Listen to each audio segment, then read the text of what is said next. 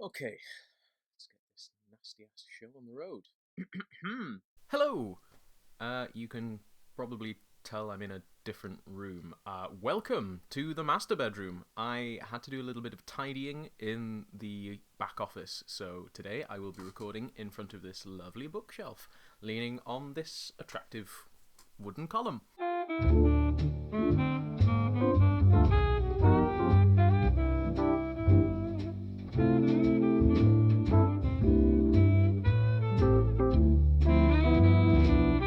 We've got a big old meaty Viking myth to debunk today, so strap yourselves in. This one's got some depth. Yeah. I want to tell you all about this little guy. This is the Aegishjalmr, or the Helm of Awe. It's an Icelandic magical stave. It's a symbol you use in very specific ways to get magical effects. In this case, it's meant to spook your enemies into running away, I guess. Anyway, a lot of people think that this is a Viking symbol that dates right the way back in, Viking times when there were actual Vikings, so like the 9th, 10th century. And I'm not sure that's true. Now, to figure this one out, we need to do a lot of digging, and we need to look at a very special set of books called the Galdrabook. Now, the Galdrabook, or Magic Book, is an Icelandic book of magical staves and symbols, along with instructions for how to use them. And it comes from the 17th century, around 1600, according to what slim information I've got. And it's really hard to find a good copy of this book. The main one that you'll find is this one. This is a 1989 translation by a man called Stephen Flowers, and it's based on a 1921 book by Nathan Lundqvist. More on that later. Now, a better word for this is probably a grimoire. A grimoire is a book full of difficult, unintelligible, or esoteric magical information, and that's basically what the Galdrabook is. The instructions are hard to read, the rituals are a bit mixed up here and there, and the Latin is questionable to say the least. Now, there are several magical books in the Icelandic National Archive. I know because I have just been reading them all, and some of them have got incredible, crisp, digitized copies that I recommend you read. They are really cool if you can read Icelandic, or you have Google Translate, whatever. But the thing is, none of them comes from before 1600, at least not definitively. Not one of them contains this symbol that is older than 1600. And the majority of the books they've got there are from 1800 to 1949, which is odd. If this really is a Viking Age symbol, then you'd think at least one example of it would exist before the early modern era, but no, I haven't found a single one. Not a single example of it being drawn, carved, painted, woven, embroidered, or even written in any actual honest to goodness medieval context. Ever. But I am a researcher and I like to dig, so dig is what I did. And I found some interesting stuff. So, first off, let's talk about the name of this thing, the Helm of Awe. Now, the Helm of Awe first appears in the Volsung Saga, and the Volsung Saga is an early medieval epic poem about Sigurd, the Norse and Germanic hero, and his adventures with the dragon Fafnir. Now, the Helm of Awe in the Volsung Saga is an actual object that he takes from Fafnir, like Bilbo steals from Smaug. I know everyone calls him Smaug. I say Smaug because I'm not a barbarian. Now, runes, the Viking alphabet, may well have been used for magical purposes, just like other alphabets are used for magical incantations and spells. But the Helm of Awe isn't a rune. It's a stave. It's a complex series of shapes, and there's no reference to that at all in the Volsung Saga. It's definitely a solid object that you wear. The Helm of Awe is a helmet. The next place that the Helm of Awe pops up is in the Poetic Edda, and this is a really famous group of poems from the Viking period.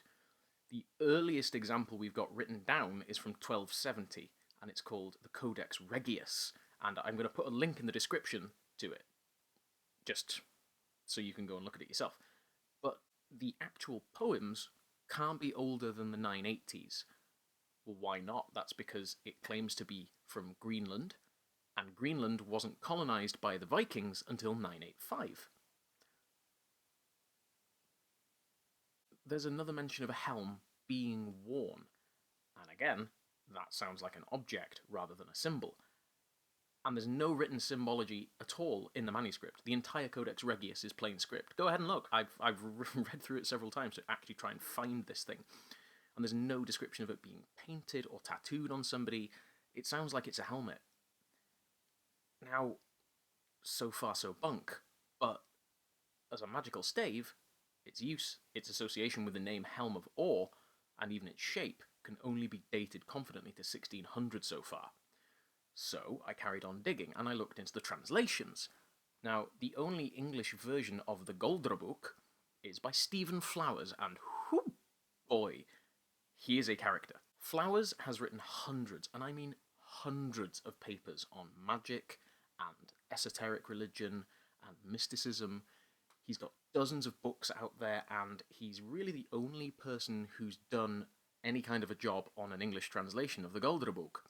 Unfortunately, it's garbage. It's really bad. One of the main issues with his translation is it gets a lot wrong with how the rituals are actually meant to be used. So, animal magic is applied to humans, he misses out ingredients, he mistranslates Latin and Icelandic quite frequently. He doesn't really have any kind of referencing system beyond he got this from the manuscript. And even that's a problem, because the Goldrabook was a compilation of several manuscripts. So which manuscript is he talking about? We don't know. He doesn't really bother to say. He takes a lot of the material from the 1921 edition, made by Nathan Lundqvist, an Icelander.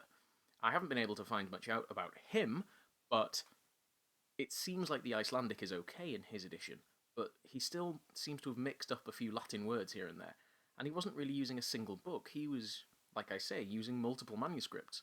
I'll link some of those in the description as well, so you can go and have a look at those. But incidentally, Stephen Flowers is notorious for starting, shutting down, and getting kicked out of various magical and esoteric groups. That's from Satanism to Odinism, and he also publishes notoriously pseudo-academic papers on magic and the occult. One of the things that he tries to claim is that a variety of ancient religions and spiritualities were connected and developed in ways that make no real sense, and that he doesn't really have any evidence for.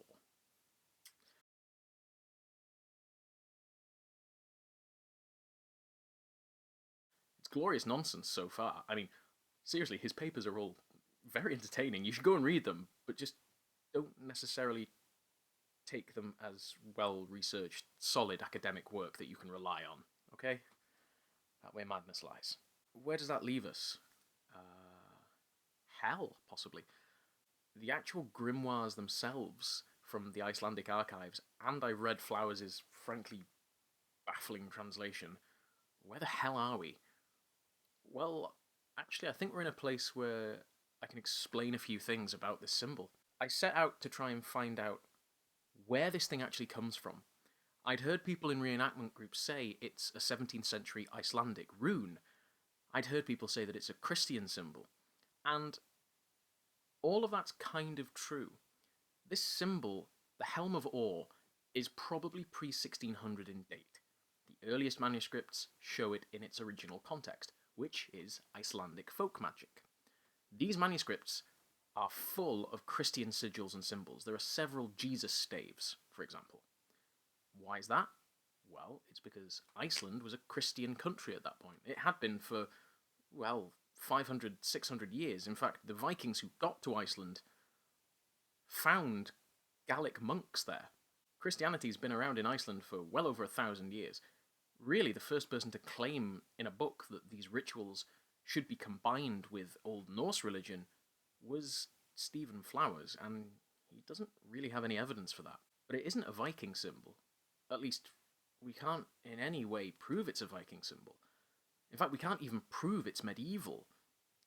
This is a period where legends and stories and symbols are frequently carved into stone and represented in pictures and written down in manuscripts, and there's not a single one of these things out there. Not one, and I'm willing to bet there never was. So, why is it so popular as a symbol of the Vikings? Well, I think part of that is the 1920s.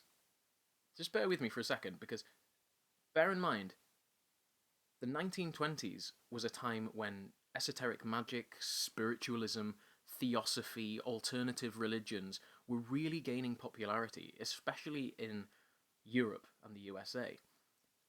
The 1921 Guldrobok just happens to come at a time where people were experimenting like never before with making new magical and spiritual rituals.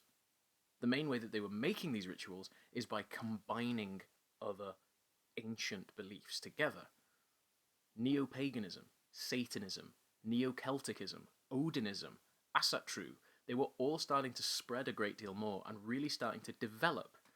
Things like the Druidism that you get in certain parts of Britain nowadays, a lot of that is a mixture, a conglomeration of different early, definitely, religious beliefs, but it is a mixture. And I think that this is where this comes from.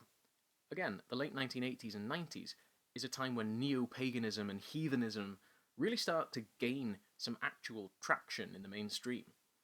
And it seems highly likely that these two time periods are when this symbol starts to appear. Nowadays, you see it on Viking shields and neo-heathen products all over the world. It's associated with the Vikings and their culture in the highest profile. It's even in Jorvik Viking Centre, they put it on their reenactors' shields, for goodness sake. And they should know better, because Jorvik was populated by Danes, not Icelanders. I mean, it even makes an appearance in the Last Kingdom. And it's got no business being there at all, because that's set in 910 AD, so heaven knows where they got that from. And why is that a problem? Well, it's a problem because it's misrepresenting a culture. This isn't Old Norse, Odinistic religion. This is the 17th century in Iceland. It's a completely different culture. Yeah, I know Icelandic is basically Old Norse, but Iceland isn't the Viking Age. Iceland has a completely different culture, and to just wrench this symbol out of context and throw it across the Viking period, whether they're Danish, Norwegian, or Swedish Vikings, whether they're Rus Vikings, whether they are Hiberno-Norse, Cambro-Norse, Anglo-Norse, that's kind of insulting. Don't you think? That's literally cultural appropriation. Don't get me wrong, if you're neo-heathen or neo-pagan or you identify with those religions, then that's absolutely fine. You do your thing. What I'm saying is, reenactors, museums, and living history sites have to be really careful about this stuff. The Helm of Awe is a 17th century Icelandic Christian folk magic symbol. That shape has nothing to do with Vikings as far as we can tell. It's got no connection to ancient Norse religion beyond its name. And even then, that's not a name associated with a symbol that we actually see in the Viking period. This is just another example of how we need to be really, really careful with the sources that we use in our replicas, our reenactments, even our museums. Whew. Well, it felt good to get that off my chest. Thank you guys for watching the video. I hope you enjoyed it. If there are any other myths about the Vikings or any other period in history that you would like me to address, then by all means throw it into the comments section. Thank you so much for watching this video. I really do hope you've enjoyed it, and I will see you next time. Bye for now. So heavy. So heavy. Such a heavy video. So heavy. The weight of it. I can't. Oh, bloody hell. Stephen Fry. But incidentally, Stephen Flowers